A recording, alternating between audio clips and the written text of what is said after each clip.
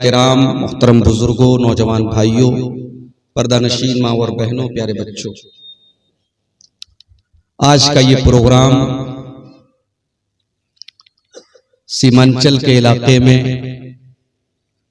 रमजान के पहले आखिरी प्रोग्राम है। और सच पूछिए तो चूंकि मैं रमजान के महीने में साउथ इंडिया में जाता हूं, वहां कुरान की तफसीर के लिए मेरे दुरूस होते हैं। आज का ये प्रोग्राम मेरा इरादा नहीं था देने का, मगर हमारे इंतहाई मोहतरम और इस इलाके के बड़े हरदिल अजीज आलिम दीन शेख तौहीद आलम सलफी हफिज़हुल्लाह के इसरार पर आज की ये तारीख मैंने दी और अल्हम्दुलिल्लाह बड़ा खूबसूरत प्रोग्राम चल रहा है। मस्जिद की तामीर और तरक्की के लिए इस प्रोग्राम के जरिए चंदा भी हो रहा है। मैं स्टेज पर आया और हमारे बंगला मुकर्रिर अपनी जुबान में अपने अंदाज में चंदा कर रहे थे। मुझे आधा घंटा 40 मिनट के करीब स्टेज पर बैठना भी पड़ा, मगर मुझे उसका कोई दुख नहीं है, इसलिए कि ये एक नेक काम के लिए अगर मेरे स्टेज पर बैठने से लोग जमे हुए हैं और चंदा ला रहे हैं तो मुझे कोई एतराज नहीं है। अल्लाह के घर का मामला है। और सच पूछिए तो ये बड़ा खूबसूरत मंजर होता है, लोगों को स्टेज पर बुला करके हंसी मजाक में उनसे चंदा लेना और लोगों का दिल खोल करके कोई कैश दे रहा है, कोई सीमेंट दे रहा है और अलग अलग तरीकों से लोग ताउन कर रहे हैं। इस तरीके से चंदा देने का रिवाज मैं समझता हूँ पूरे हिंदुस्तान में कहीं नहीं है। यह आपके सीमांचल की धरती की खासियत है और ये इस बात की दलील है कि अगरचे ये इलाका बहुत पिछड़ा हुआ है और बहुत खुशहाल लोग नहीं हैं, मगर दीन के लिए, मदरसे के लिए, मस्जिद के लिए देने का जज्बा लोगों के अंदर बहुत है।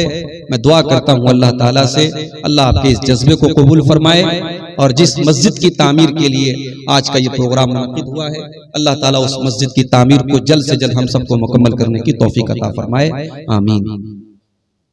मेरे भाइयों, आज की तकरीर में मैं कौन से उन्वान को छेड़ूं, मैं खुद सोच में था। 2 दिन के बाद रमजान शुरू हो रहा है।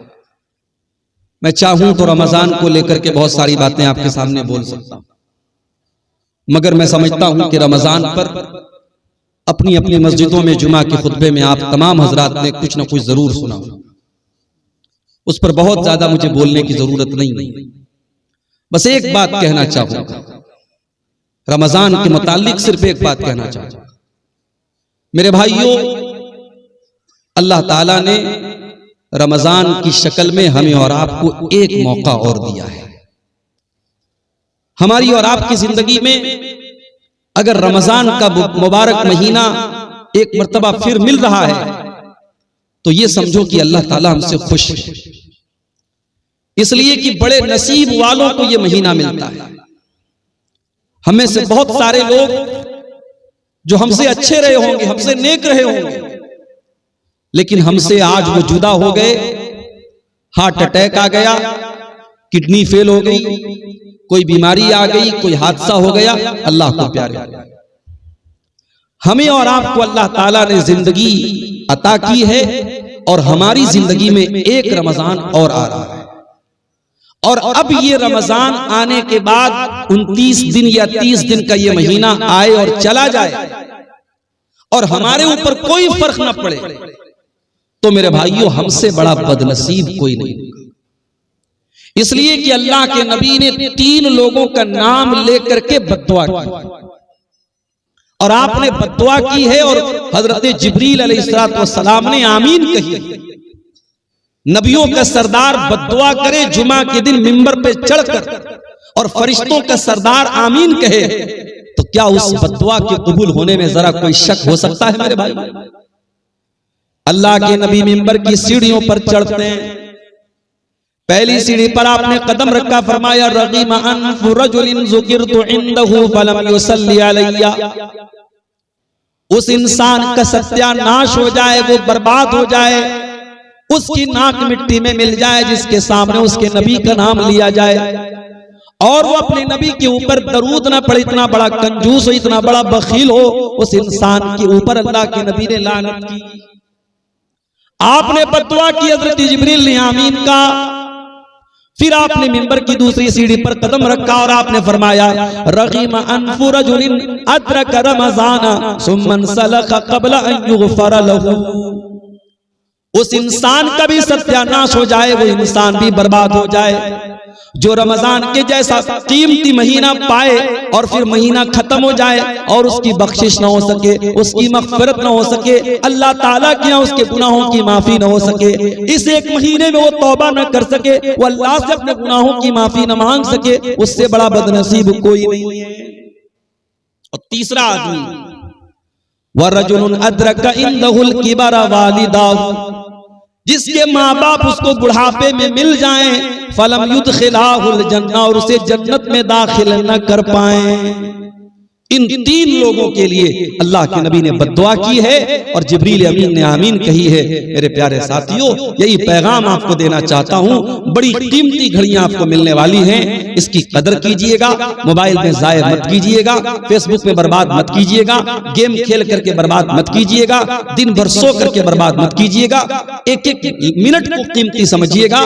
बहुत बड़ा मेहमान आपके पास आने वाला है, अल्लाह का मेहमान आने वाला है, उसकी कदर कीजिए।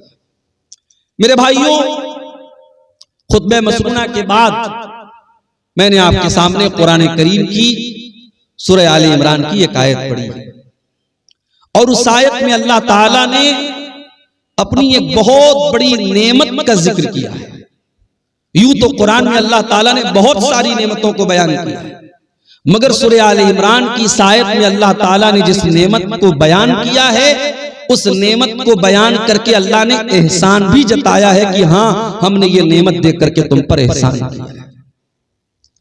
अब सवाल ये पैदा होता है, वो कौन सी नेमत है? आइए कुरान खोलते हैं। सूरह आले इमरान की आयत नंबर है 164। लक़द मन्नल्लाहु अलल मुमिनीना इज़ बअथ फ़ीहिम रसूलन मिन अनफुसिहिम। अल्लाह तबारक व तआला ने मोमिनों के ऊपर बहुत बड़ा एहसान किया। क्या एहसान किया? इज़ बअथ फ़ीहिम रसूलन, अल्लाह ने उनके बीच में एक रसूल भेजा। कैसा रसूल भेजा? मिन अनफुसिहिम, जो उन्हीं में से है। ये कहने की क्या जरूरत थी कि उन्हीं में से है? ये कहकर के अल्लाह ताला ये बताना चाहता है कि मेरे बंदो, हमने जो रसूल भेजा, जो नबी भेजा, वो कोई फरिश्ता नहीं है, वो कोई नूर की मखलूक नहीं है, वो भी इंसान है। और जिस तरीके से तुम एक माँ बाप से पैदा हुए, वो भी आमना का और अब्दुल्ला का बेटा है। तुम बीमार पड़ते हो, मेरा नबी भी बीमार पड़ता है। तुम तकलीफ में होते हो, मेरे नबी को भी तकलीफ होती है। तुम्हें गुस्सा आता है, मेरे नबी को भी गुस्सा आता है। तुम शादी करते हो, मेरे नबी ने भी शादी की है। तुम्हारे बीवी बच्चे, मेरे नबी के भी बीवी बच्चे हैं। रसूलम मिन अनफुसिहिम, वो नबी तुम्हारे ही बीच में से है। उस नबी का काम क्या है?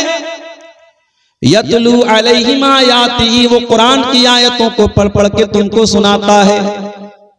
वयुज़क्कीहिम, और वो तुमको पाक करता है, तुम्हें पवित्र करता है, तुम्हें गंदगियों से निकालता है, तुम्हें बुराइयों से निकालता है।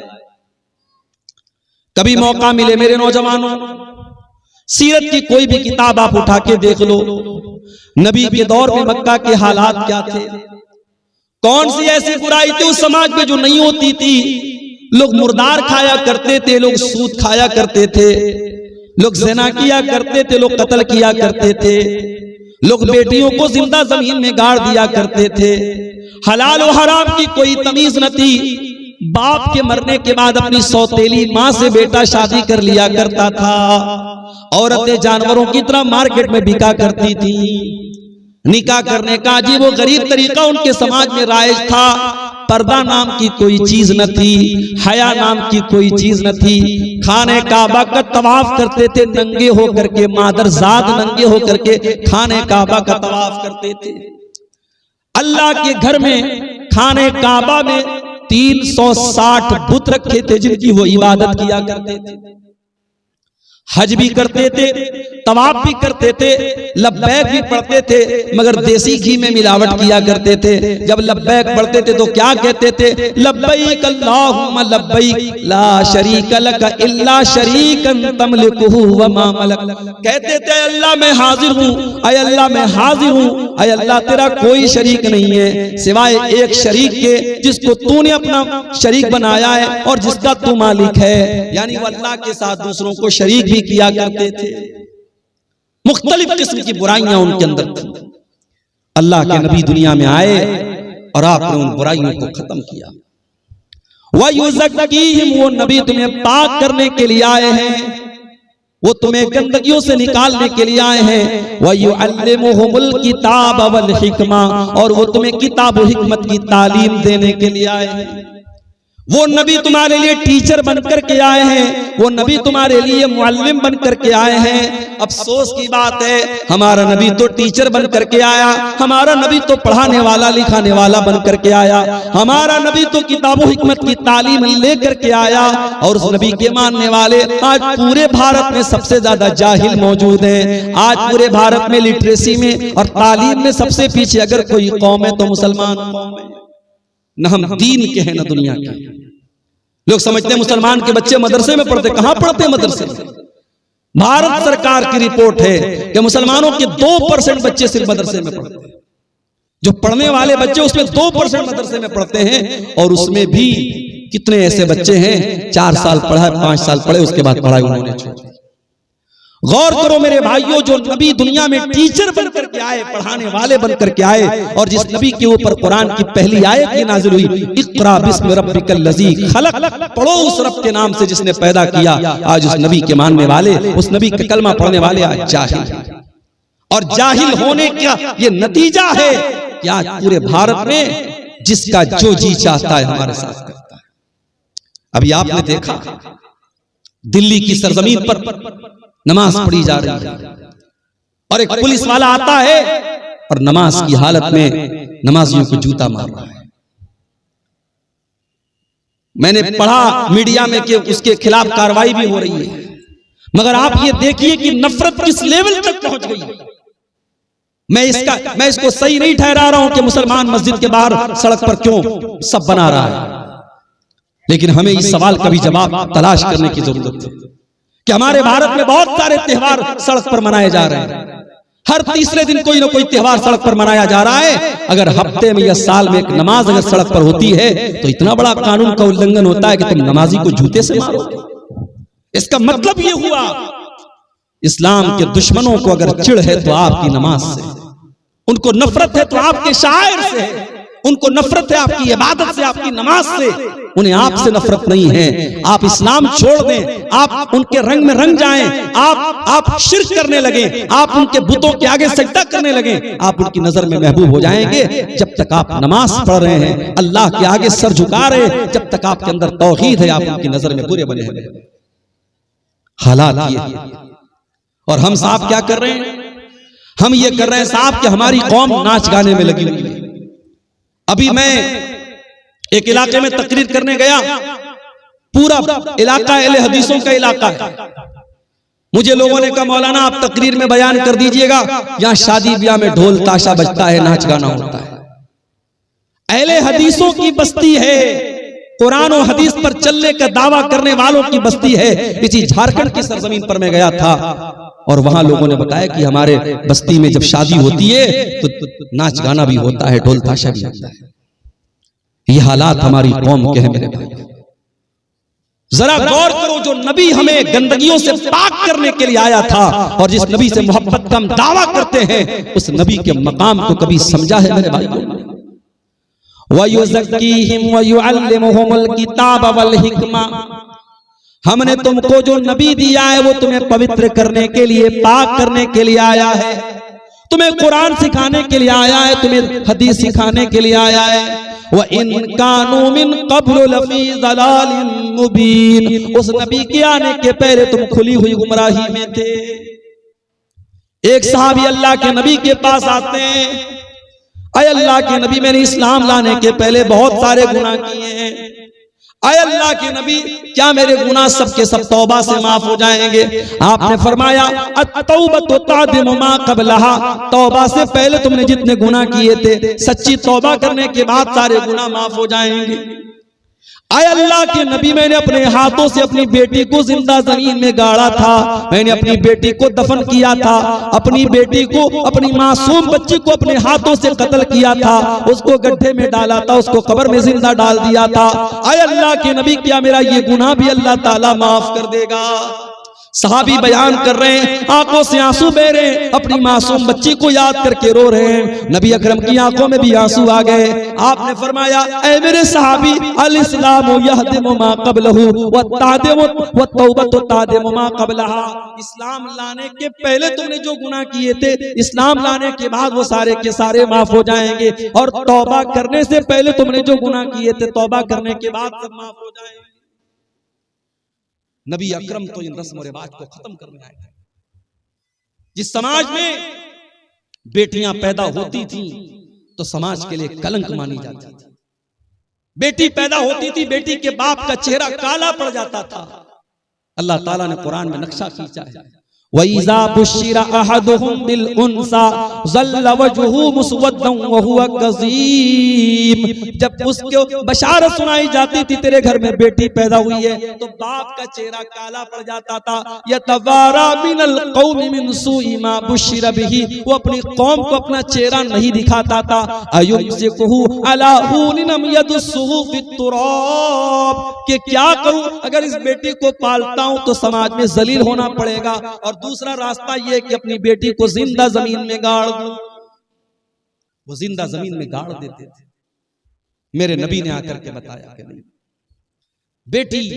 बेटी जमीन में गाड़ने वाली चीज नहीं है, बेटी तो रहमत होती है, बेटियां तो अनमोल होती है। मेरे नबी ने आके बताया, मन आला जारियतैन हत्ता तबलुगा जा यौमल क़ियामति अना व हुवा कहातैन। जिसको अल्लाह ने दो बेटियां दे दी और दो बेटियों की उसने अच्छी परवरिश कर ली, दोनों बेटियां जवान हो गईं, उनकी अच्छी जगह उसने शादी कर दी। अल्लाह के नबी फरमाते हैं, दो बेटियों का बाप क़यामत के दिन इस हाल में आएगा जैसे ये दोनों उंगलियां एक दूसरे के साथ मिली हुई हैं, दोनों उंगलियां जैसे एक दूसरे के साथ सटी हुई हैं। वो बेटियों का बाप अपने नबी के साथ आएगा क़यामत के दिन। आपने कुरान की आयत पढ़ के सुनाई, वइज़ल मौऊदतु सुइलत बिअय्यि ज़म्बिन क़ुतिलत। जब जिंदा जमीन में गाड़ी गई लड़की से पूछा जाएगा, जिस बेटी को उसके बाप ने जमीन में दबाया था, दफन किया था, उस बेटी से पूछा जाएगा बिअय्यि ज़म्बिन क़ुतिलत, ऐ कि ऐ बच्ची, तुझे तेरे माँ बाप ने क्यों मारा था, तेरे बाप ने तुझे क्यों कत्ल किया था? मेरे नबी ने आकर के दुनिया का सबसे बड़ा पाप करार दिया कि कोई अपनी औलाद को कत्ल करे। आज भी कत्ल हो रही है औलाद, आज तरीका बदल गया है। वो क्या करते थे, पैदा होने के बाद मारते थे, हम पैदा भी नहीं होने देते, मां के पेट में मार देते। मेरे पास एक लेडी डॉक्टर का मैसेज आया व्हाट्सएप के ऊपर, हैदराबाद की रहने वाली है, अभी नई नई डॉक्टर हुई हैं, कहने लगी मौलाना साहब मेरे पास एबॉर्शन के बहुत सारे केस आते हैं, कुंवारी लड़कियां आ रही हैं, शादी नहीं हुई है, किसी के साथ नाजायज ताल्लुक हुआ, हमल ठहर गया, आकर के एबॉर्शन करवा रही है, मैं क्या करूं? मैंने कहा जायज नहीं है। मैंने कहा एक ही कंडीशन में ये चीज जायज हो सकती है, शादीशुदा औरत है और मियां बीवी के दरमियान ताल्लुक हुआ और सीरियस कंडीशन है, अगर हमल ठहरता है और पैदाइश होती है, औरत की जान को खतरा है, तो वहां शरीयत का उसूल है कि अगर माँ को भी खतरा है और बच्ची माँ के पेट में अभी बच्चा या बच्ची जो भी है, अगर छोड़ा जाता है तो माँ की जान खतरे में पड़ेगी, तो माँ को बचाया जाएगा और उस हमल को साकित कर दिया जाएगा। वो एक सीरियस कंडीशन की बात है, बाकी एबॉर्शन करना जायज है। जानते एबॉर्शन में क्या होता है?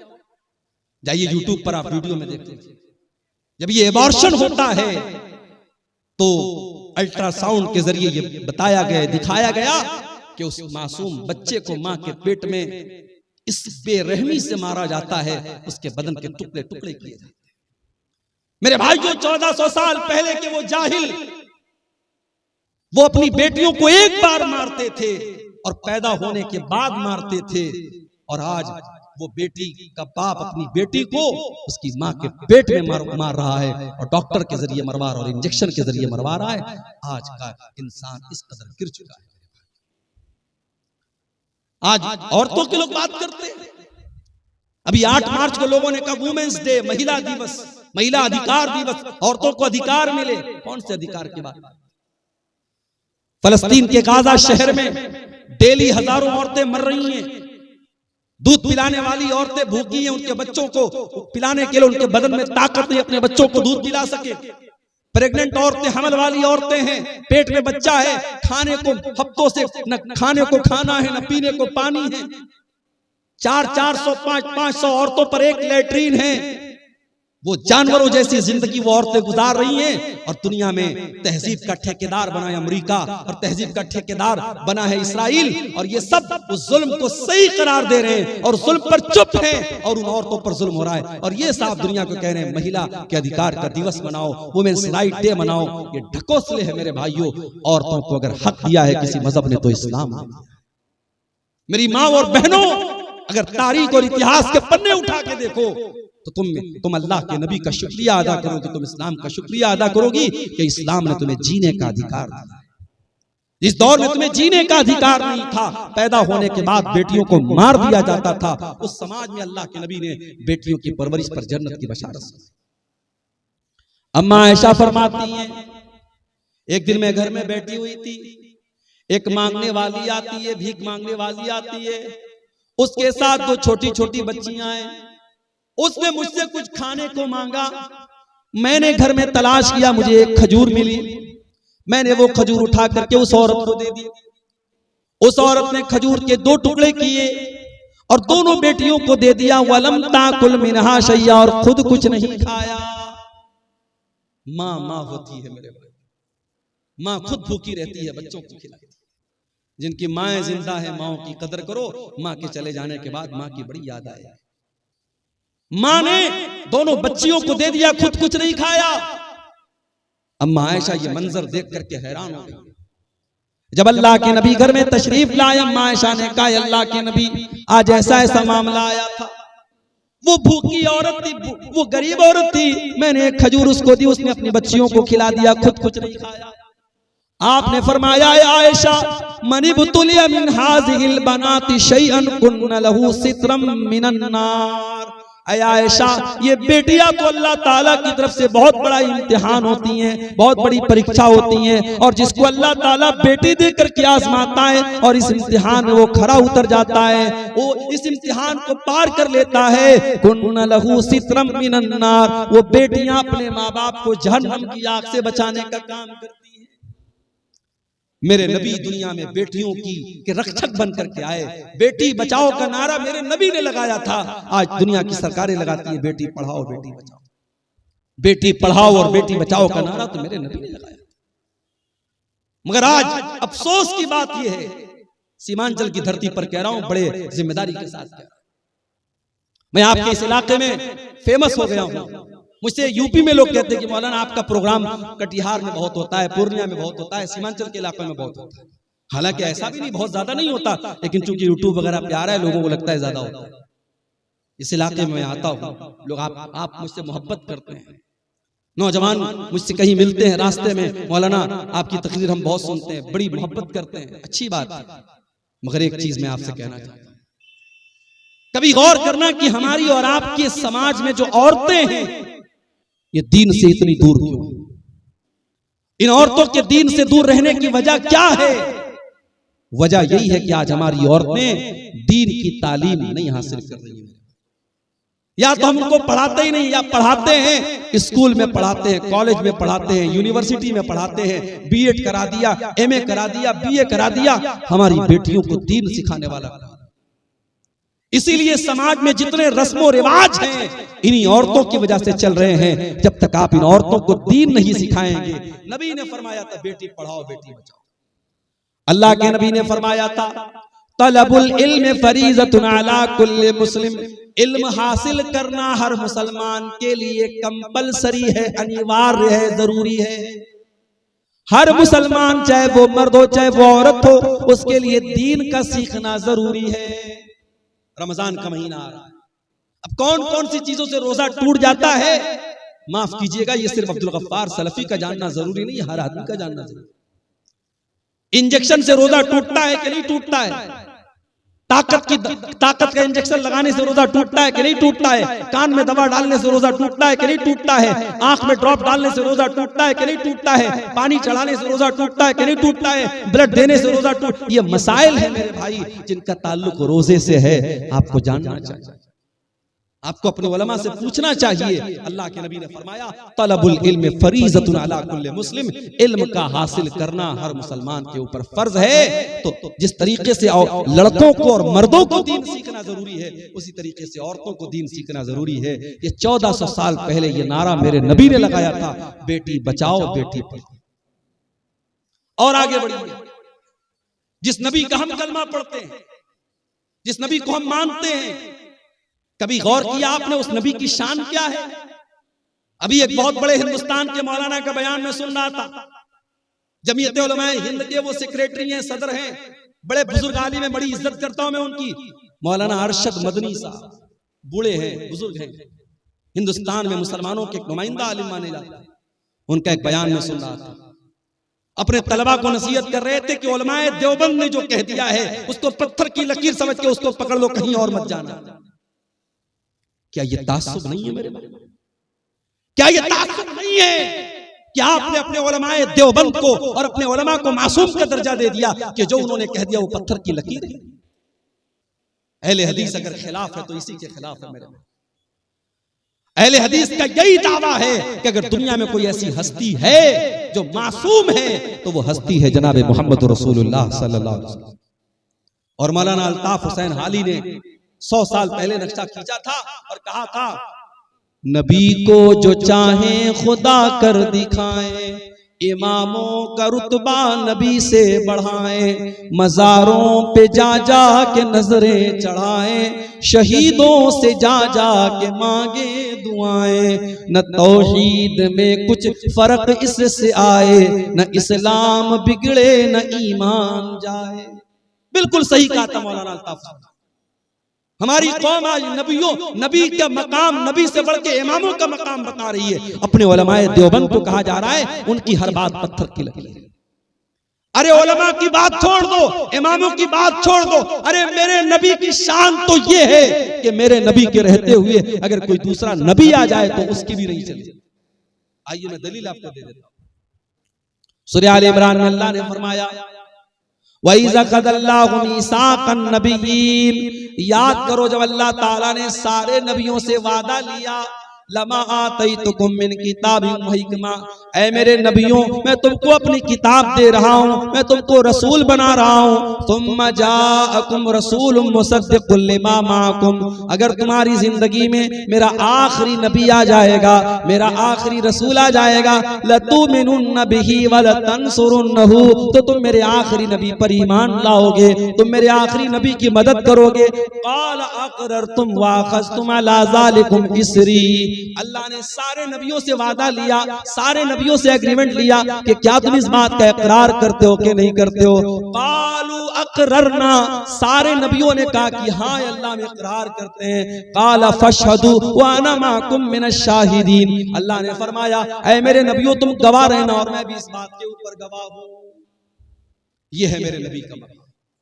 मेरे नबी के आ जाने के बाद अब दुनिया में किसी और नबी की रिसालत नहीं चलेगी, किसी और नबी की नबूवत नहीं चलेगी। कयामत के पहले हजरत ईसा अलैहिस्सलाम भी दुनिया में आएंगे तो वो अपनी शरीयत लेकर के नहीं आएंगे, अपना लॉ लेकर के नहीं आएंगे, अपना कानून लेकर के नहीं आएंगे। वो भी अगर पैरवी करेंगे तो जनाब मोहम्मद रसूलुल्लाह सल्लल्लाहु अलैहि वसल्लम के कानून की पैरवी करेंगे। मेरे भाइयों, हजरत उमर फारूक एक मरतबा तौरात का एक नुस्खा लाते हैं और उसको पढ़ने लगते हैं। तौरात का नुस्खा लाए, पढ़ने लगे। अल्लाह के नबी वहीं पर बैठे हुए और अल्लाह के रसूल का चेहरा गुस्से से लाल है। हजरत उमर की नजरें तो किताब की तरफ है, तौरात की तरफ है, वो नजर उठा करके अल्लाह के रसूल का चेहरा नहीं देख रहे हैं। अबू बकर सिद्दीक रज़ी अल्लाह ताला अन्हु ने कहा कि ऐ उमर जरा अल्लाह के नबी का चेहरा देख ले, कितने गुस्से में अल्लाह के। हजरत उमर ने देखा अल्लाह के रसूल का गुस्से वाला चेहरा, फौरन तौरात का वो नुस्खा जमीन पर दे मारा और कहा औज़ु बिल्लाहि मिन गज़बिल्लाहि, मैं अल्लाह की पनाह चाहता हूँ अल्लाह के गजब से। रज़ीतु बिल्लाहि रब्बा व बि मुहम्मदिन रसूला व बिल इस्लाम दीना, मैं अल्लाह को अपना रब मानता हूँ, मैं मोहम्मद सल्लल्लाहु अलैहि वसल्लम को अपना रसूल मानता हूँ और मैं इस्लाम को अपना दीन मानता हूँ। उसके बाद अल्लाह के नबी ने फरमाया वल्लज़ी नफ्सु मुहम्मदिन बियदिही, उस अल्लाह की कसम जिसके हाथ में मोहम्मद की जान है। ऐ उमर कान खोल करके सुन लो, लौ बदालकुम मूसा, अगर आज मूसा अलैहिस्सलाम भी दुनिया में आ जाएं और तुम मुझे छोड़ करके मूसा अलैहिस्सलाम की पैरवी करने लगो, उनके पीछे पीछे चलने लगोगे, लज़ललतुम अन सवाइस सबील, तो तुम सीधे रास्ते से भटक जाओगे। और अगर आज मूसा अलैहिस्सलाम भी जिंदा हो जाएं, अगर आज मूसा अलैहिस्सलाम भी जिंदा हो जाएं तो उनको भी मेरी इत्तिबा करनी पड़ेगी, मेरी पैरवी करनी पड़ेगी। ये है अजमत हमारे नबी की, ये मकाम है मेरे भाई। हमारे नबी तो वो है मेरे भाइयों जो रस्म और रिवाज को खत्म करने के लिए दुनिया में आए थे, आखिरी नबी बन के आए थे। हमारे नबी की मिसाल कैसी है? अल्लाह के नबी एक हदीस में मिसाल बयान करते हैं, एक इंसान ने बड़ा खूबसूरत मकान बनाया, बड़ा बेहतरीन मकान बनाया, बस एक ईंट की जगह छोड़ दी। अब लोग आते हैं मकान का चक्कर लगाते, कहते यार मकान तो बहुत अच्छा है, बस एक ईंट की कमी है। अल्लाह के नबी फरमाते हैं कि वो एक ईंट मैं हूं, मैं नबूवत की आखिरी ईंट हूं, मैं खातमुन नबिय्यीन हूं, मैं आखिरी नबी हूं, मेरे बाद अब कोई और नबी आने वाला। अल्लाह के नबी खातमुन नबिय्यीन हैं, अब आपके बाद दुनिया में कोई नबी आएगा। और इसीलिए आप देखिए कि अल्लाह के रसूल की जिंदगी में एक बहुत खतरनाक रस्म रिवाज थी। किसी ने अगर किसी बच्चे को पाल लिया तो वो उसका सगा बाप माना जाता था। अभी मेरे पास एक साहब का कॉल आया कि मैंने बेटे को पाला है, मुझे औलाद नहीं हो रही थी, बच्चे को पाला है, तो ये तो पता है कि बच्चे के बाप की जगह जब निकाह पढ़ा जाएगा तो मेरा नाम नहीं बल्कि उसके बच्चे के बाप का नाम लिया जाएगा। लेकिन मैं ये पूछना चाह रहा था कि आधार कार्ड बनवाना है, पैन कार्ड बनवाना है, क्या उस पर मैं अपना नाम दे सकता हूं? मैंने कहा भाई ये देख लो, आप अगर टेक्निकल मजबूरी है आधार में अगर आप अपना नाम ही दे सकते हैं, बच्चे के ओरिजिनल बाप का नाम नहीं दे सकते, मजबूरी है तो अलग बात है। शरीयत तो यही कहती है कि आपको ओरिजिनल बाप का नाम देना पड़ेगा। बच्चे को पाल लेने से आप बच्चे के बाप नहीं बन जाते, शरीयत का कायदा तो यही है। इसीलिए मुसलमानों के यहाँ बच्चों को गोद लेना बहुत मुश्किल टफ मामला है, इसलिए कि इस्लाम बच्चे को गोद लेने पर उसके ओरिजिनल बाप का ही नाम उसके नाम के साथ लगाया जाएगा, पालने वाले का नाम नहीं चलेगा। इस्लाम ने बड़ी सख्ती के साथ इस बात को दिया। अल्लाह के नबी ने हजरत ज़ैद को बेटे की तरह पाला था और इतनी मोहब्बत से पाला था कि लोग ज़ैद इब्न हारिसा को ज़ैद बिन मोहम्मद कहने लगे, अल्लाह के रसूल का बेटा कहने लगे। और हजरत ज़ैद की शादी जब हजरत ज़ैनब के साथ हुई और मियां बीवी में जब अच्छी तरीके से निभा नहीं हो पाया और हजरत ज़ैद ने अपनी बीवी को तलाक दे दिया, अल्लाह ने हुक्म दे दिया, ऐ मोहम्मद सल्लल्लाहु अलैहि वसल्लम, आप हजरत ज़ैनब की इद्दत पूरी हो जाने के बाद उनसे निकाह कर लें। गौर करो मेरे भाइयों, उस जमाने के रिवाज के हिसाब से हजरत ज़ैनब अल्लाह के नबी की बहू लगती थी, हजरत ज़ैद की बीवी थी, आपकी बहू लगती थी उस जमाने के रिवाज के हिसाब से। और अल्लाह ताला की तरफ से यह हुक्म दिया गया कि आप ज़ैनब से निकाह कर लीजिए। अल्लाह के नबी घबराने लगे, लोग मुझे ताना मारेंगे, लोग मुझे बुरा भला कहेंगे, मैं क्या जवाब दूंगा? अल्लाह ने फरमाया या अय्युहन नबी ला तुतिल काफिरीन वल मुनाफिकीन, ऐ नबी आप काफिरों की पैरवी न करें, मुनाफिकों की पैरवी न करें। ऐ नबी अल्लाह ने जो हुक्म दिया आप उस हुक्म को मान ले। व तख्शन नास वल्लाहु अहक्कु अन तख्शा, ऐ नबी आपको लोगों से डरने की जरूरत नहीं है, आपको अल्लाह से डरना है, अल्लाह से डरिया। नबी ने शादी कर दी हजरत ज़ैनब बिन्त जहश से। अल्लाह के नबी ने जब उन्होंने उनकी तलाक हो गई, इद्दत पूरी हो गई, अल्लाह के नबी ने शादी कर दी। अब जैसे ही शादी हो गई, अब अल्लाह के नबी के ऊपर मुनाफिकीन की तरफ से एतराज होने लगा, यहूदियों की तरफ से एतराज होने लगा, साहब इन्होंने तो अपनी बहू से निकाह कर लिया। अब जरा गौर करना मेरे भाइयों, जब ये एतराज होने लगा कि अल्लाह के नबी ने अपनी बहू से निकाह कर लिया है, अल्लाह ताला ने कुरान में अपने नबी का डिफेंस किया और कुरान में अल्लाह ने आयत नाजिल की, मा काना मुहम्मदुन अबा अहदिन मिर रिजालिकुम, ओ लोगो, मोहम्मद सल्लल्लाहु अलैहि वसल्लम तुम में से किसी मर्द के बाप नहीं है। उनकी औलाद तो जितने उनके बेटे पैदा हुए सब बचपन में इंतकाल कर गए। जब उनका कोई बेटा जवान ही नहीं हुआ तो जब वो किसी मर्द के बाप नहीं है तो फिर उनकी बहू कहां से आ गई? जब वो किसी मर्द के बाप नहीं है, उनके सारे बच्चे बचपन में इंतकाल कर गए, तो तुम ये क्यों कहते हो उन्होंने अपनी बहू से निकाह किया? उनका दूसरा एतराज ये था कि चलो ठीक है, इन्होंने निकाह कर लिया ज़ैनब से, और ज़ैनब इनकी 5वीं बीवी थी, और सारे मुसलमानों को ऑर्डर था कि 4 से ज्यादा शादी नहीं कर सकते, और अल्लाह के नबी की ये 5वीं बीवी थी। इस पर भी लोगों ने एतराज किया कि सबके लिए अलग कानून, इनके लिए अलग कानून क्यों है? अल्लाह ने उसका भी जवाब दिया, वलाकिर रसूल अल्लाह, ये अल्लाह के रसूल हैं, ये तुमसे पूछ करके निकाह नहीं करेंगे। इनको अल्लाह ने इजाजत दी है, इसलिए इन्होंने ज़ैनब से निकाह किया है। आम मुसलमानों के लिए अलग हुक्म है और नबी के लिए अल्लाह की तरफ से अलग हुक्म है, तुम्हें एतराज करने का कोई हक हासिल नहीं है। तीसरा एतराज ये किया गया कि अगर अपनी बहू से निकाह कर भी लिया जमाने के रस्म और रिवाज को तोड़ने के लिए, तो ये काम कोई और भी कर सकता था, इन्होंने क्यों किया? ये रस्म तो किसी और के जरिए भी तोड़ी जा सकती थी, ये रस्म अल्लाह के रसूल के जरिए क्यों तोड़ी गई? अल्लाह ने फरमाया व खातमन नबीयीन, मेरा नबी आखिरी नबी बन करके आया। जब मेरा नबी रस्म और रिवाज को नहीं तोड़ेगा तो कौन तोड़ेगा? मेरे नबी तो रस्म और रिवाज को तोड़ने ही के लिए दुनिया में आए। ये अलग बात है, वो नबी रस्म और रिवाज को तोड़ने के लिए आए थे। उस नबी के उम्मती आज रस्म और रिवाज को तोड़ने वाले नहीं बल्कि बढ़ाने वाले। बढ़ा रहे हम रस्म और रिवाज को। शादी के पहले अभी आपने देखा एक बहुत बड़ी शादी हो रही है गुजरात के जामनगर शहर में। मुंबई और गुजरात के बहुत बड़े उद्योगपति घराने में शादी हो रही है, और शादी में 9 अरब रुपये खर्च हो चुके। अभी ये शादी के पहले के फंक्शन में 9 अरब रुपये खर्च हो चुके।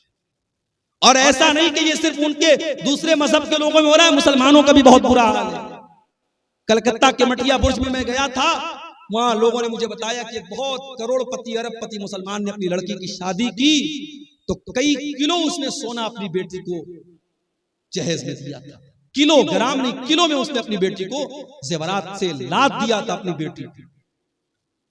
कई शादी हो रही है तो जितने बाराती आ रहे हैं सब बारातियों को सूट दिया जा रहा है, सारे बारातियों को सोने की अंगूठी दी जा रही है। ये मुसलमानों क्या भी ये हाल हो रहा है? आपके सीमांचल के इलाके में क्या जहेज की रस्म नहीं है? क्या हल्दी की रस्म नहीं है? क्या औरतें सिंदूर नहीं लगा रही हैं? क्या बिंदी नहीं लगा रही हैं? बंगाल में आप चले जाएं तो कहीं फर्क करना मुश्किल हो जाता है कि ये लड़की, ये औरत मुसलमान है या गैर मुस्लिम।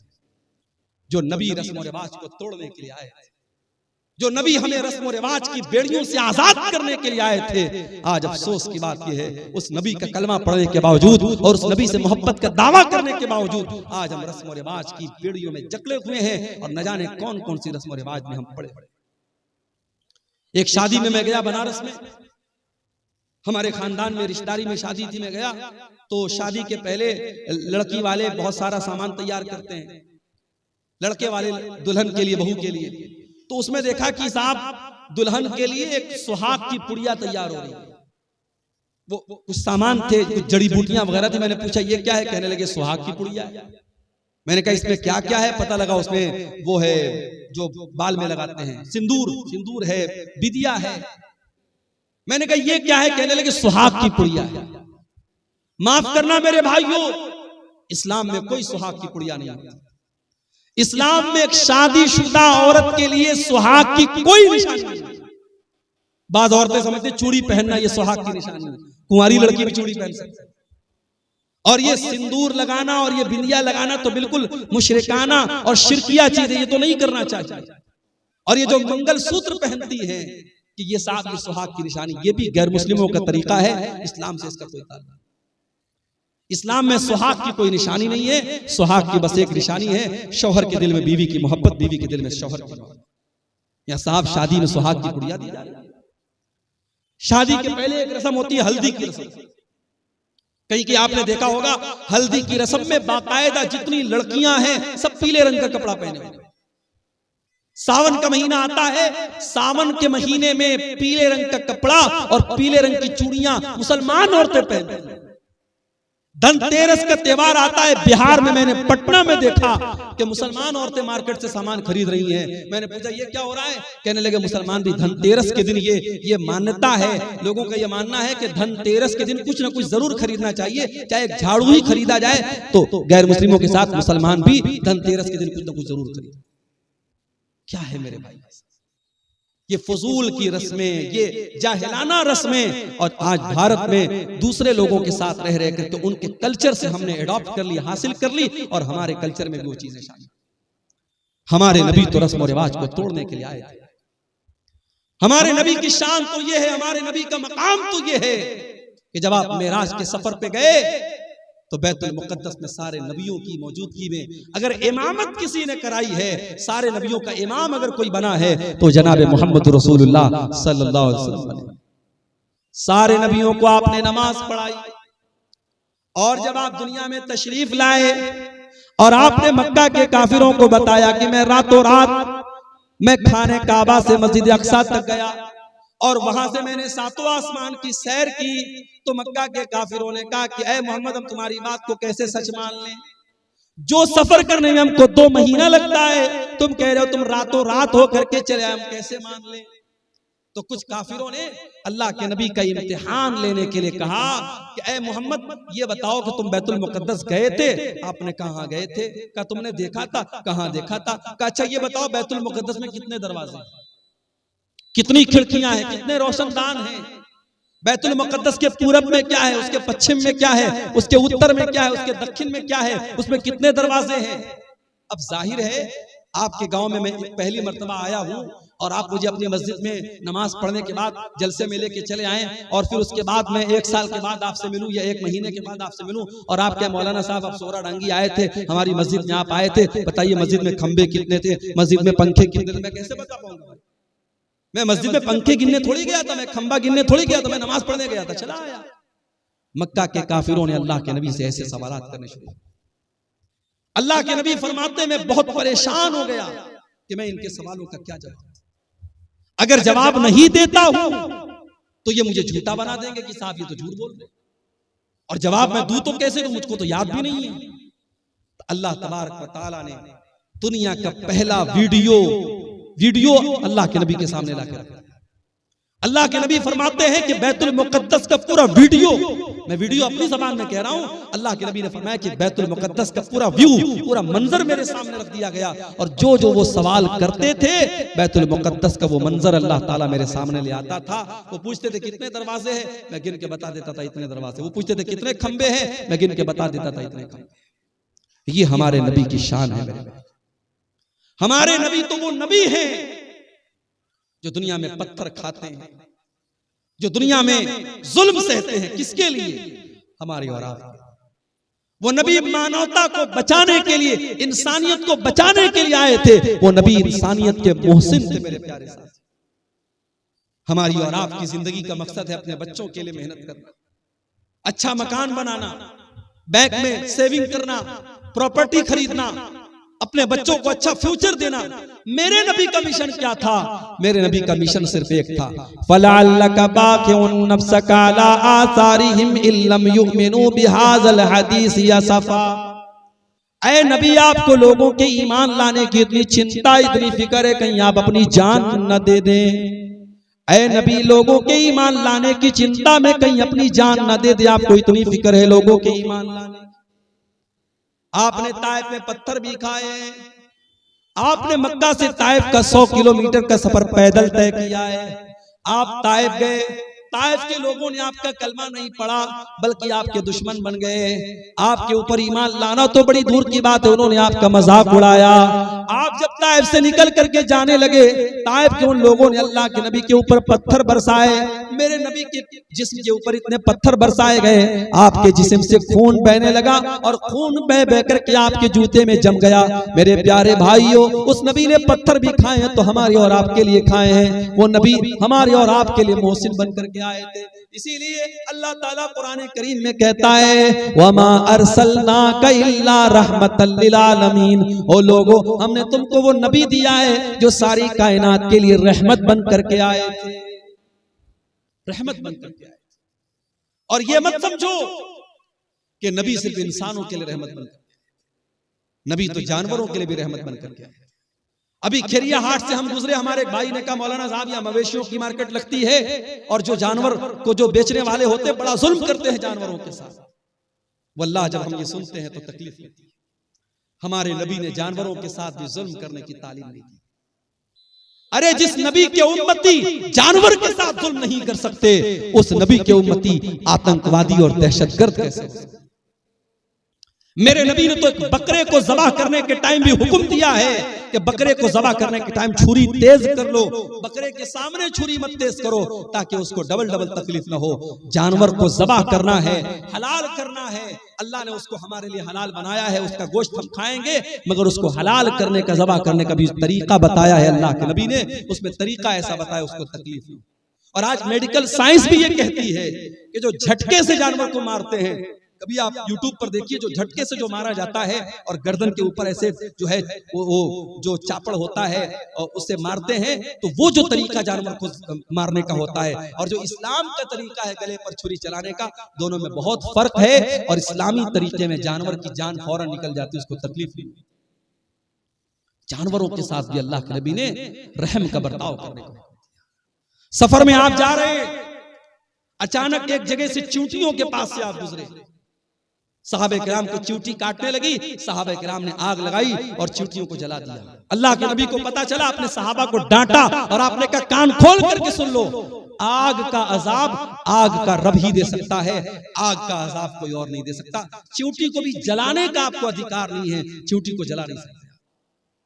उसी सफर में अल्लाह के नबी जा रहे थे, एक सहाबी ने एक लाल चिड़िया के बच्चों को ले लिया और लाल चिड़िया जब अपने घोंसले में आई, बच्चों को नहीं देखा, फड़फड़ाने लगी। अल्लाह के नबी की नजर चिड़िया के ऊपर पड़ी।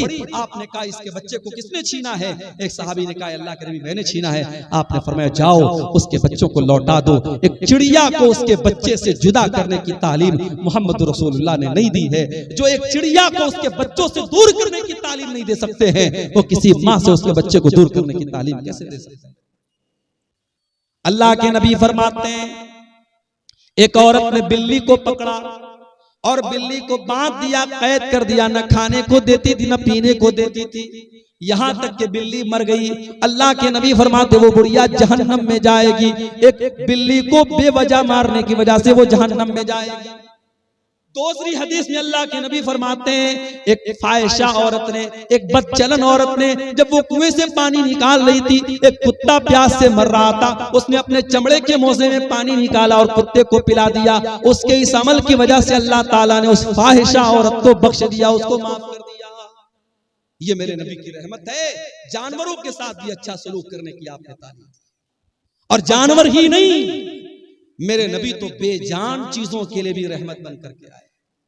वो हदीस आपने सुनी होगी, अल्लाह के नबी खजूर के तने पर खड़े होकर खुतबा देते थे। एक औरत की नजर पड़ी, उसने देखा अल्लाह के नबी खजूर के तने पर खड़े होकर खुतबा देते हैं।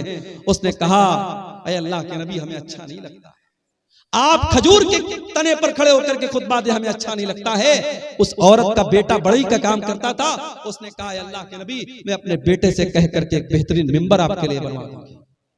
पता ये चला कि आपके उलमा और आपके रहनुमा अगर तकलीफ में और मुसीबत में हैं तो आप ये मत कह के पल्ला झाड़ दीजिए कि साहब हमसे क्या मतलब है। अगर आपके उलमा को जरूरत है आपकी तो आप उनकी मदद कीजिए। सहाबे किराम अपने नबी को अगर देखते थे कि यहाँ मेरे नबी को किसी चीज की जरूरत है तो सहाबे किराम अपने नबी की मदद करते थे। यहाँ हालात क्या है, लॉकडाउन लगा, मस्जिदों में पढ़ाने वाले इमाम और मदरसे में प्राइवेट पढ़ाने वाले टीचर 5,000 10,000 जिनकी तनख्वाहें थी, लॉकडाउन में उनकी तनख्वाहें बंद हो गई। मस्जिद की कमेटी ने कह दिया मौलवी साहब हमारे पास पैसा नहीं है, मदरसे वालों ने कह दिया हमारे पास बजट नहीं है। कितने मदरसे में पढ़ाने वाले मौलवियों को मैं जानता हूं, उन्होंने कर्जे ले लेकर के लॉकडाउन का टाइम गुजारा। कितने मस्जिदों के इमाम को मैं जानता हूं, उन्होंने लोगों के सामने हाथ फैला करके अपना काम चलाया मेरे। और आज जब लॉकडाउन खत्म हो गया और जिंदगी नॉर्मल हो गई, उन्हीं मौलवियों ने और उन्हीं इमामों ने ये तय कर लिया कि आज के बाद हम मदरसे में नहीं पढ़ाएंगे। हम की कोई छोटी मोटी दुकान कर लेंगे, कोई छोटा मोटा बिजनेस कर लेंगे, कोई कारोबार कर लेंगे, मगर हम ये गुलामी की जिंदगी नहीं गुजारेंगे। ये गुलामी की जिंदगी नहीं। मेरे भाइयों, अपने इमामों का, अपने उलमा का ख्याल रखें। नबी के दौर में अल्लाह के नबी लकड़ी के तने पर खड़े होकर खुतबा दे रहे हैं, औरत देखती है, कहती है अल्लाह के नबी हमसे देखा नहीं जाता है, मेरा बेटा बढ़ई का काम करता है, मैं मिंबर ला करके तैयार करके आपको दे दूंगी। अगला जुमा आया, खुतबे जुमा के लिए अल्लाह के नबी मस्जिद में आए, देखा मिंबर आके रखा हुआ है और खजूर का तना कोने में पड़ा हुआ है। अल्लाह के प्यारे नबी मिंबर के ऊपर चढ़े, खुतबा देने लगे। हदीस के अल्फाज है, बुखारी की रिवायत है, फसाहतिन नखला, खजूर के तने से रोने की आवाज आने लगी, खजूर के तने से रोने की आवाज आने लगी। अल्लाह के नबी मिंबर से उतरे और उस खजूर के तने को अपने सीने से लगाया। जब आपने सीने से लगाया तो रोने की आवाज आनी बंद हो गई और सिसकने की आवाज आने लगी। अल्लाह के नबी ने फरमाया अगर मैं इसको सीने से न लगाता तो कयामत तक ये रोता रहता। और उसके बाद आपने फरमाया इन्नहा कानत तबकी अला मा कानत तस्मउ मिन ज़िक्र, चूंकि इस मिंबर पर खड़े होकर के मैं अल्लाह का जिक्र करता था, मैं कुरान बयान करता था, मैं हदीस बयान करता था, इसलिए ये लकड़ी का तना रो रहा है। मेरे प्यारे साथियों, मेरे नबी उस लकड़ी के तने के लिए रहमत बन करके आए थे। हम और आप इतने बड़े बदनसीब हैं कि आज उस नबी, जो नबी जिस नबी से लकड़ी का तना भी मोहब्बत करता था, हम इतने बड़े बदनसीब हैं कि उस नबी से का नाम तो हम लेते हैं, उस नबी से मोहब्बत का दम तो भरते हैं, मगर उस नबी की सुन्नतों से हम पीछे हैं, उस नबी के तरीके से हम पीछे हैं। न हमारी शादी ब्याह उस नबी के तरीके के मुताबिक है, न हमारा लेन देन उस नबी के तरीके के मुताबिक है, न हमारा अखलाक उस नबी के तरीके के मुताबिक है। हमारा नौजवान तो नौजवान 60 साल के बूढ़े जब सैलून में जाते हैं और सैलून में जाकर के अपनी दाढ़ी को मुड़ाते हैं और क्लीन शेव होते हैं, उन्हें शर्म आनी चाहिए, उन्हें गैरत आनी चाहिए और उन्हें सोचना चाहिए कि उनके नबी ने कहा था कि दाढ़ी को छोड़ दो, उनके नबी ने मना किया था कि दाढ़ी को मत छेड़ो, दाढ़ी को मत काटो, दाढ़ी को मत मूड़ो। जिस नबी ने दाढ़ी को छोड़ने का हुक्म दिया था, आज उस नबी के उम्मती सैलून में जाकर के दाढ़ी साफ करवा रहे हैं। जिस नबी ने सारी जिंदगी पाक दामनी की जिंदगी गुजारी थी, जो नबी इतने हयादार थे कि अल्लाह के नबी के बारे में सहाबा कहते हैं कि कुंवारी लड़की से भी ज्यादा आप शर्मीले थे। आज उस नबी के मानने वाले और उस नबी का कलमा पढ़ने वाले बेशर्म होते चले जा रहे हैं, बेगैरत होते चले जा रहे हैं। इस कौम की लड़कियों को देख लो, इस कौम के लड़कों को देख लो, आज बेहया होते चले जा रहे हैं। मेरे प्यारे साथियों, उस लकड़ी के तने को भी अपने नबी से मोहब्बत थी। अगर हमें मोहब्बत होती तो हम भी उस नबी के तरीके और आगे बढ़े। वो नबी हमसे बहुत मोहब्बत करते थे, वो नबी हमें बहुत चाहते थे। अल्लाह ने कुरान में फरमाया लक़द जाअकुम रसूलुम मिन अनफुसिकुम अज़ीज़ुन अलैहि मा अनित्तुम हरीसुन अलैकुम बिल मुमिनीना रऊफुर रहीम। ऐ मुसलमानों, हमने तुमको वो रसूल दिया है जो जान से ज्यादा तुमसे मोहब्बत करते हैं, जो तुम्हें फायदा पहुंचाने की पूरी कोशिश करते हैं, जो तुम्हें तकलीफ से बचाना चाहते हैं। अल्लाह के नबी की सीरत में आप ये वाक़यात देखें, मिसवाक से आप कितनी मोहब्बत करते थे।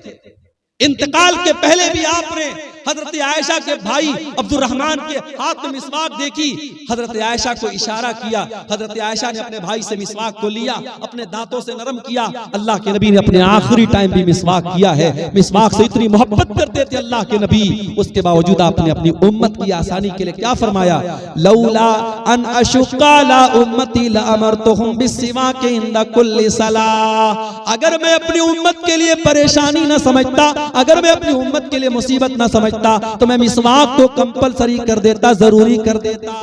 लेकिन अगर मैं मिसवाक को जरूरी कर देता, मेरी उम्मत परेशानी में पड़ जाती, इसलिए मिसवाक को आपने जरूरी करार नहीं दिया। तरावी की नमाज को देखो मेरे भाइयों, पहले दिन अल्लाह के नबी ने तरावी पढ़ाई तो थोड़े से साहबा आए, दूसरे दिन आपने तरावी पढ़ाई तो आधी मस्जिद भर गई, तीसरे दिन आपने तरावी की नमाज पढ़ाई तो पूरी मस्जिद भर गई, चौथी रात आप नहीं आए।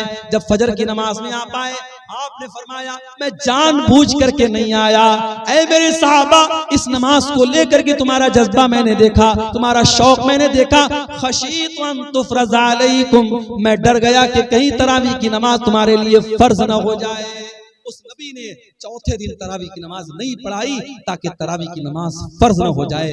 मेरे भाइयों, वो नबी हमसे इतनी मोहब्बत, हमारी आसानी चाहते थे वो नबी।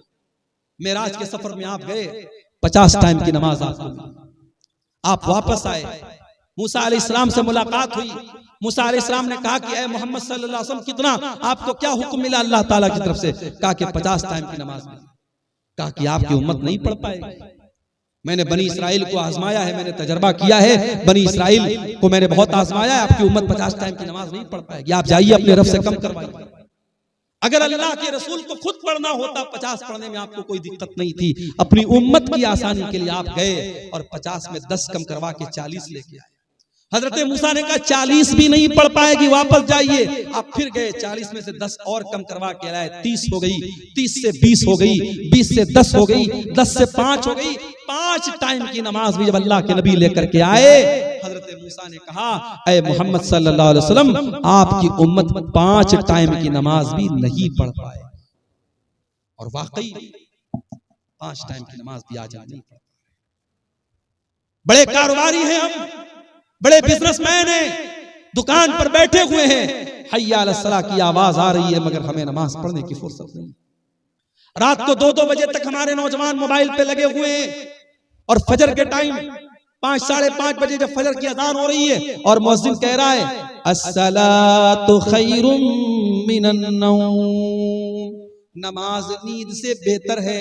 2 बजे तक 3 बजे तक रात में जागने वाला मुसलमान फजर की नमाज में सोया हुआ है। मेरे प्यारे भाइयों, मूसा अलैहिस्सलाम को कितना बेहतरीन तजर्बा था अपनी कौम का। उन्होंने कहा आपकी उम्मत 5 टाइम की नमाज भी नहीं पढ़ पाए। माफ करना मेरे भाइयों, आपका बिजनेस और आपका कारोबार नमाज से बड़ा नहीं है। आप कारोबार भी कीजिए, आप बिजनेस भी कीजिए, लेकिन नमाज अपने टाइम पर पढ़िए। अल्लाह कुरान में कहता है रिजालुल ला तुल्हीहिम तिजारतुन वला बैउन अन ज़िक्रिल्लाहि व इक़ामिस सलाह। मेरे नेक बंदे वो हैं, मेरे मोमिन बंदे वो हैं, उनका कारोबार, उनका बिजनेस, उनकी तिजारत उनको नमाज से गाफिल नहीं करता है। वो कारोबार भी करते हैं, वो बिजनेस भी करते हैं, और नमाज का टाइम होता है तो नमाज पढ़ते हैं। यखाफून यौमन ततक़ल्लबु फ़ीहिल क़ुलूब वल अबसार, वो कयामत के दिन से डरते हैं, वो अल्लाह के अज़ाब से डरते हैं, वो पाबंदी से नमाज पढ़ते हैं। नमाज के सिलसिले में आप कोई ढिलाई मत कीजिए मेरे भाई।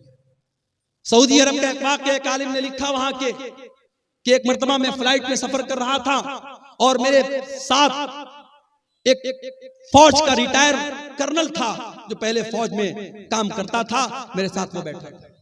कहते मैंने फ्लाइट में सफर किया, फ्लाइट से हम लोग उतरे, एयरपोर्ट पर काफी देर तक हम बैठे थे, दूसरी फ्लाइट का इंतजार कर रहे थे।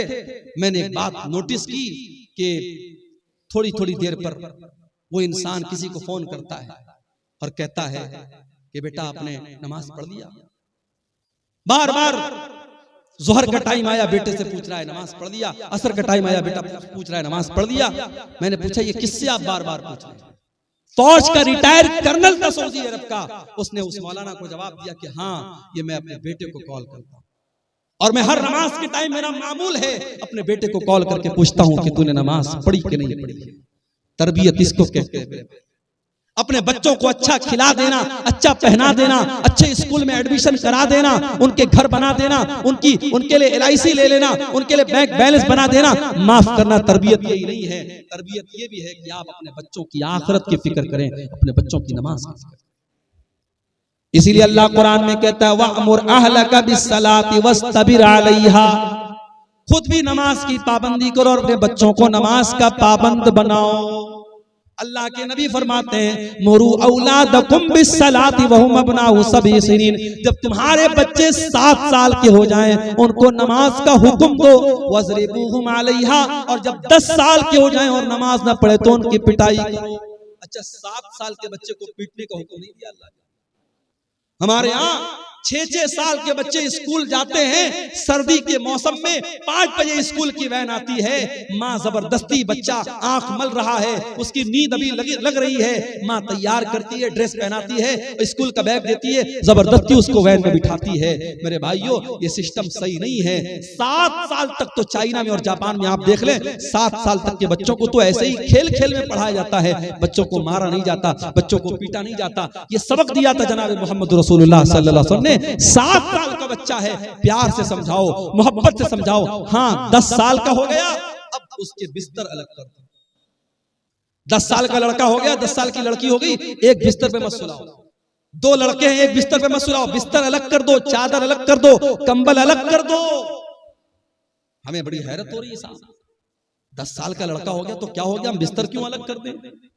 इस्लाम वहां से शुरू होता है जहां से आपके सोचने की सरहदें खत्म हो जाती हैं। इस्लाम वहां से शुरू होता है। 10 साल का लड़का जो होता है समझदार होने लगता है, उसके अंदर फिजिकल चेंजेस आने लगते हैं। 10 साल की लड़की अब धीरे धीरे बालिग हो रही है। इस्लाम ने कितना पाकीज़ा मज़हब है, 10 साल का लड़का या लड़की हो जाए, इस्लाम कहता बिस्तर अलग कर दो, ताकि अब वो जवानी की तरफ जब बढ़े तो उनके दिल में कोई गलत ख्याल ना आए, और एक बिस्तर पे अगर सोएंगे तो उनके दिल में गलत ख्यालात पनप सकते हैं। इस्लाम ने बिस्तर को अलग करने का हुक्म दिया, और अल्लाह के नबी ने कहा 10 साल का बच्चा हो जाए और नमाज न पढ़े तो उसकी पिटाई। हमें वो नबी मिले हैं मेरे भाई, वो नबी मिले हैं जो हमसे इतनी मोहब्बत करते हैं, हमें ऐसी शरीयत दे करके गए, ऐसा दीन दे करके गए, उस दीन में कदम कदम पर हमारे लिए आसानी है। अभी हमने देखा दिल्ली के अंदर जो वाकया हुआ कि सड़क पर लोग नमाज पढ़ रहे हैं और पुलिस वाले ने अपने जूते से नमाजी को मारा, हमें बड़ा गुस्सा आया, बड़ा जलाल आया। मगर हम यहाँ पर एक बात ये भी कहेंगे कि इस्लाम की तालीम नहीं है कि आप पब्लिक प्लेस में नमाज पढ़ें। अगर आपकी नमाजी ज्यादा हो रहे हैं, जुमा में 2 जमात आप कर ले, ईद में 2 जमात कर ले, सड़क पे आप नमाज ना पढ़ें। हम अपने मुसलमान भाइयों को ये समझाएंगे कि आपका सड़क पर नमाज पढ़ना सही नहीं है, लेकिन हम साथ में अपने सरकार से, हुकूमत से ये भी कहेंगे कि ये भारत में कानून एक होना चाहिए, 2 तरीके का कानून नहीं होना चाहिए। किसी मजहब के त्योहार तो खुलेआम सड़कों पर मनाए जाएं और त्योहार मनाने वालों पर फूलों की बारिश की जाए, और दूसरे मजहब का मुसलमान अगर हफ्ता में जुमा की एक नमाज पढ़ ले तो आपका पुलिस वाला उसे जूतों से मार रहा है। ये 2 तरीके के कानून नहीं चलेंगे मेरे। और अगर मान लो हालात कभी दुनिया में ऐसे आ जाएं, सारी मस्जिदें खत्म हो जाएं और सारे जितनी अल्लाह की मस्जिदें हैं सारी मस्जिदों को लोग ढा दे, गिरा दे, तब भी माफ करना नमाज बंद होने वाली है। इसलिए कि अल्लाह के नबी फरमाते हैं 6 चीजें अल्लाह ताला ने मुझको ऐसी दी है जो किसी और नबी को नहीं दी गई। ओती तो सित्तन लम योतहुन आदुन कबली, 6 चीजें अल्लाह ताला ने स्पेशल मुझको दी जो किसी और नबी को नहीं दी। नंबर 1, ओती तो जवाब अल कलिम, अल्लाह ताला ने मुझको जवाब उल कलिम दिया है। अल्लाह के नबी की जुबान से छोटे छोटे जुमले निकला करते थे, लेकिन माना बहुत बड़ा बड़ा होता था। छोटी छोटी बातें, जैसे मिसाल के तौर पे अल्लाह के नबी ने फरमाया इन्नमल अमालु बिन्नियात, अमल का दारो मदार नियत पर। छोटी सी हदीस है लेकिन इसके माना और मतलब बहुत बड़ा बड़ा है। दूसरी चीज वह नुसिरतु बिर्रुब मसीरता शहर, और मेरे दुश्मन के दिल पर मेरा रोब व दबदबा डाल दिया गया है। मेरा दुश्मन 1 महीने की दूरी पर भी अगर मुझसे हो, उसके दिल में मेरा रोब व दबदबा डाल दिया गया है। तीसरी चीज वजुइलत लियल अर्ज़ु मस्जिदन व तहूरा, और सारी की सारी जमीन मेरे लिए मस्जिद बना दी गई है। मुसलमान नमाज पढ़ने के लिए मस्जिद का मोहताज नहीं है। कहीं पर भी जंगल में चला जाए, पहाड़ पे चला जाए, दुनिया के किसी भी कोने में चला जाए, नमाज का टाइम हो गया, नमाज वो कहीं पर भी पढ़ सकता है। पाक साफ जगह होनी चाहिए। अगर पानी नहीं मिल रहा है उसके लिए सारी जमीन पाक बनाई गई, वो कहीं पर भी जमीन पर हाथ मार करके तयम्मुम कर सकता है। सारी जमीन उसके लिए पाक बनाई गई, सारी जमीन उसके लिए मस्जिद बनाई गई। ये हमारे इस्लाम की खासियत है। हमारा दीन बड़ा आसान दीन है। जाड़े का मौसम है, हमने मोजा पहना है, सफर में हम निकले हुए हैं, मोजा नहीं उतार रहे हैं। इस्लाम कहता कोई मसला नहीं, तुम्हें पैर धोने की जरूरत नहीं। वजू करके अगर आपने मोजा पहना है और सफर की हालत में आप हैं तो 3 दिन तक आप उसी मोजे को पहने रहिए और उस पर मसा कर लीजिए, पैर को धोने की जरूरत नहीं है। हाँ, अगर अपने घर में है तो 24 घंटे तक आप मसा कर सकते हैं। 24 घंटे के बाद आप मोजा उतार लीजिए, पैर धो के फिर से मोजा पहन लीजिए, वजू करके फिर से पहन लीजिए। आसानियां हैं हमारे लिए। सफर में हम निकले, अभी हमारे कटिहार के बाद आबाब हैं, कल हम लोग यहाँ से जुमा पढ़ के जामताड़ा गए थे, 350 किलोमीटर दूर गए थे, सफर में निकले हैं। नमाज का टाइम हुआ, हम 4 रकात वाली नमाज को 2 रकात पढ़े। सुन्नत पढ़ने की जरूरत नहीं है, फजर की सुन्नत पढ़ेंगे, बाकी कोई सुन्नत पढ़ने की जरूरत नहीं है। 4 रकात वाली को 2 रकात पढ़ेंगे, जोहर और असर को इकट्ठे पढ़ लेंगे, मगरिब और इशा को इकट्ठे पढ़ लेंगे।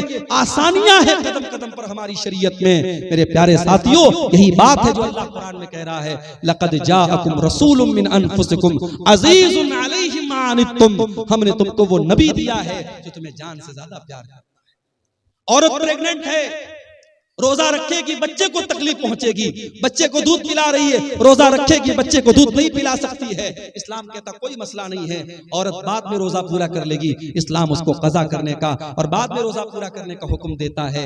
औरत पीरियड में है, उसकी कमजोरी का दिन है, उसकी बीमारी का दिन है, चिड़चिड़ापन रहता है, बदन में कमजोरी रहती है, ब्लड आता रहता है, दर्द होता रहता है। इस्लाम ने कहा कोई मसला नहीं, जितने दिन उसको पीरियड आ रहा है वो नमाज नहीं पढ़ेगी, रोजा नहीं रखेगी, रोजा बाद में पूरा करेगी। कदम कदम पर हमारी शरीयत में मेरे भाइयों आसानी रखी। वो नबी हमारी आसानी का बड़ा ख्याल है और वो नबी हमसे बहुत मोहब्बत करते थे। वो रातों को उठ करके हमारे लिए रोया करते थे। मेरे नबी रात को उठ करके दुआ किया करते थे, अल्लाह मेरी उम्मत का क्या होगा। और अल्लाह ताला अपने नबी को तसल्ली देता था कि आप अपनी उम्मत के लिए परेशान मत होइए, हम आपकी उम्मत के बारे में आपको खुश कर देंगे। शायर ने कितनी सच्ची बात कही है। सलाम उस पर जो उम्मत के लिए रातों को रोता था, सलाम उस पर जो फर्शे खाक पर जाड़े में सोता था, सलाम उस पर कि जिसके घर में चांदी थी न सोना था, सलाम उस पर कि टूटा बोरिया जिसका बिछौना था। मेरे प्यारे भाइयों, उस नबी से हमें वाकई में सच्ची मोहब्बत करनी चाहिए, उस नबी से वाकई में सच्ची मोहब्बत करनी चाहिए। और वो नबी सिर्फ दुनिया में हमारे काम नहीं आ रहे हैं बल्कि आखिरत में भी हमारे काम आएंगे। अल्लाह के नबी फरमाते हैं अना सय्यदु वलद आदम यौमल क़ियामा, क़यामत के दिन सारे आदम की औलाद का सरदार मैं रहूंगा। व अव्वलु मन यनशक्कु अन्हुल क़ब्र, और क़यामत के दिन सबसे पहले मेरी कब्र फटेगी। व अव्वलु शाफ़ईन, और क़यामत के दिन जब सारे नबी अपना पल्ला झाड़ लेंगे और कह देंगे मैं आज किसी की सिफारिश नहीं कर सकता, तो सबसे पहले मैं सिफारिश करूंगा और सबसे पहले मेरी सिफारिश कबूल की जाएगी। वो नबी क़यामत के दिन भी हमारे काम। शायर कहता है बरोज़े क़यामत बजुज़ नफ़सी नफ़सी, किसे याद आएगी असलम किसी की। बरोज़े क़यामत बजुज़ नफ़सी नफ़सी, किसे याद आएगी असलम किसी की। न भूलेंगे जिसको नबी ये मुकर्रम, वो उम्मत नहीं है तो फिर और क्या है। जुबां पर है नाते नबी ये मुकर्रम, ये उल्फत नहीं है तो फिर और क्या। वो नबी हमसे बड़ी मोहब्बत करते थे। अल्लाह के नबी फरमाते हैं कि अल्लाह ताला ने हर नबी को एक दुआ ऐसी दी जिसके कबूल करने की गारंटी ले ली, और हर नबी ने अपनी उस दुआ को दुनिया में मांग लिया। अल्लाह के नबी फरमाते हैं कि मैंने अपनी दुआ को संभाल के रखा। सारे नबियों ने अपनी दुआ को मांग लिया, लेकिन मैंने अपनी दुआ को संभाल के रखा है। किसके लिए? अपने लिए नहीं, अपने परिवार के लिए नहीं, अपने बच्चों के लिए नहीं। शफाअतन लि उम्मती यौमल क़ियामा, मैं क़यामत के दिन अपनी उम्मत के लिए सिफारिश करूंगा। क़यामत के दिन अपनी उम्मत के लिए अल्लाह से गिड़गिड़ा के माफी मांगूंगा। मेरे प्यारे साथियों, उस नबी की कदर करो, उस नबी से मोहब्बत करो, उस नबी की इत्तिबा करो, उस नबी की इताअत करो। और मेरे भाइयों, ये हमारे मौलाना तौहीद साहब ने एक पर्ची दी है, इस पे कुछ सवालात हैं, मैं इनको जवाब दे करके मैं बात खत्म करूंगा, क्योंकि हमारे एक बंगला मुकर्रर भी मौजूद है और 3 बजने वाले हैं। मैं इन सवालों को मुख्तसर तौर पे जवाब दे के बात खत्म करता हूँ। एक सवाल आया है, क्या अकीका के जानवर के लिए दता होना जरूरी है? जरूरी नहीं है, दता हो तो बेहतर है, लेकिन जानवर अकीका का जो है वो दता होना शर्त नहीं है। अगर बच्चा मरा हुआ पैदा हो तो उसका जनाजा पढ़ेंगे या नहीं, इस मसले में उलमा का इख्तिलाफ है। अल्लामा अलबानी की जो तहकीक है वो ये है कि चूंकि बच्चा जो होता है 4 महीने का जब हो जाता है, 120 दिन का, तो उसके अंदर रूह डाल दी जाती है। माँ के पेट में बच्चा जब 4 महीने का होता है उसके अंदर रूह डाल दी जाती है। इसलिए 4 महीने के बाद जब भी वो पैदा होगा, अगर वो जनाजा पढ़ने, अगर वो गुस्ल देने लायक होगा तो गुस्ल देंगे और कफनाएंगे और जनाजा भी पढ़ेंगे। और यही बात ज्यादा मजबूत समझ में आती है दलील की रोशनी में। तो बेहतर ये है कि उसका जनाजा पढ़ेंगे। अगर कोई नहीं पढ़ता है तो कोई गुनाह की बात नहीं है, लेकिन दलील की रोशनी में ज्यादा मजबूत बात यही है। क्या गैर मुस्लिम का रुपया मस्जिद में लगा सकते हैं? लगा सकते हैं, मगर एक शर्त है। अगर वो गैर मुस्लिम कोई ऐसा कारोबार करता है जो पूरा का पूरा हराम कारोबार है, तो वो पैसा फिर हम मस्जिद में नहीं लगाएंगे, उसको मना कर देंगे, भाई तुम्हारा पैसा हम नहीं ले सकते। लेकिन ऐसा बहुत कम होता है। गैर मुस्लिमों के यहाँ भी हलाल बिजनेस भी होते हैं, हराम बिजनेस भी होते हैं। तो अगर मिक्स आमदनी है तो हम वो ले सकते हैं। इसकी दलील क्या है? नबी के दौर में मक्का के काफिरों ने अल्लाह के घर को, खाने काबा को बनाया था आपस में चंदा करके। लेकिन वो लोग भी खाने काबा की बड़ी इज्जत करते थे, तो उन्होंने हलाल आमदनी से ही बनाया था। तो अल्लाह के नबी ने जब खाने काबा को फतह किया, तो आपने खाने काबा को ये कह के गिरा नहीं दिया कि वो उनकी आमदनी से बना है, उनके चंदे से बना है। आपने उस बिल्डिंग को बरकरार रखा। तो ये अमल इस बात की दलील है कि गैर मुस्लिम के चंदा भी हम ले सकते हैं। शर्त ये है कि उसकी आमदनी है हलाल आमदनी भी शामिल हो। अगर मुकम्मल हराम की आमदनी है तो फिर हम उसका चंदा नहीं लेंगे। गाय या बैल का अकीका दे सकते हैं या नहीं? नहीं देना चाहिए, मुनासिब नहीं है। इसलिए कि अकीका के जानवर में जहां भी हदीस में जिक्र है, छोटे जानवर का जिक्र है। बाज़ उलमा ने बड़े जानवर को जायज करार दिया है, मगर दलील के एतबार से उसकी कोई मजबूत दलील नहीं मिलती। जहां पर भी हदीसों में जिक्र है, छोटे जानवर का जिक्र है। आप बकरा बकरी कर सकते हैं, भेड़ा भेड़ी कर सकते हैं, दुम्बा वगैरह कर सकते हैं, लेकिन बड़े जानवर का सबूत अकीका में नहीं मिलता है। क्या सरदार के पास फितरा जमा करके क्या करेंगे? इसको तकसीम करेंगे। देखिए, फितरा के सिलसिले में हदीस में सिर्फ इतना आता है कि हर मुसलमान पर, चाहे वो मर्द हो, चाहे वो औरत हो, चाहे वो बच्चा हो, चाहे वो जवान हो, फितरा फर्ज है। नबी के दौर में इसकी एक इज्तिमाई शक्ल होती थी। लोग अल्लाह के नबी के पास जमा करते थे और वहां से वो गरीबों को दिया जाता था। तो आज अगर आप वो शक्ल अपना रहे हैं, अपने सरदार के पास इकट्ठा कर रहे हैं और वहां से वो गरीबों को दिया जा रहा है, बहुत अच्छी बात है। हाँ, तो कोई हर्ज की बात नहीं, इसमें कोई दिक्कत की बात नहीं है, इज्तिमाई शक्ल में दिया जा सकता है। शर्त यह है कि उसका, देखिए, ज़कात एक अलग चीज होती है। फितरा की रकम हम सिर्फ फकरा और मसाकिन को दे सकते हैं। फितरा की रकम मस्जिद में नहीं दे सकते। फितरा की रकम से इमाम की तनख्वाह नहीं दे सकते। फितरा की रकम से किसी मौलवी को नजराना नहीं दे सकते। जो गरीब और फकीर और मिस्कीन लोग हैं, उनकी जरूरतों को हम फितरा से पूरा कर सकते हैं और किसी मसरफ में उसको नहीं लगा सकते। कोई हर्ज की बात नहीं, अपने से बांट सकते हैं। क्या मैयत के नाम से इफ्तार करा सकते हैं? मैयत की तरफ से जो आम सदका और खैरात किया जाता है, तो बहुत सारे अहले इल्म ने ये कहा है कि इफ्तार भी एक तरीके से लोगों को खाना खिलाना है, और वो भी एक तरीके से अगर हम किसी गरीब को खिला रहे तो सदका है। तो इस एतबार से मैयत की तरफ से भी हम इफ्तार करा सकते हैं। लेकिन बहरहाल इफ्तार चूंकि एक मखसूस इबादत है और मुस्तकिल तौर पर हमें कोई ऐसी दलील नहीं मिलती कि नबी के सहाबा ने अपने मरे हुए माँ बाप की तरफ से या रिश्तेदारों की तरफ से इफ्तार कराया हो। इसलिए इफ्तार जिंदे ही की तरफ से किया जाए। इंसान अपनी तरफ से करे तो बेहतर है। अपने मुर्दा लोगों की तरफ से अगर कुछ करना है तो गरीबों में पैसा बांट दे, गरीबों को खाना दे दे। इफ्तार कराने में जो है परहेज किया जाए तो ज्यादा बेहतर है। तो ये चंद बातें थी सीरत नबी के मौजू के ताल्लुक से। अल्लाह से हम दुआ करते हैं रब्बुल आलमीन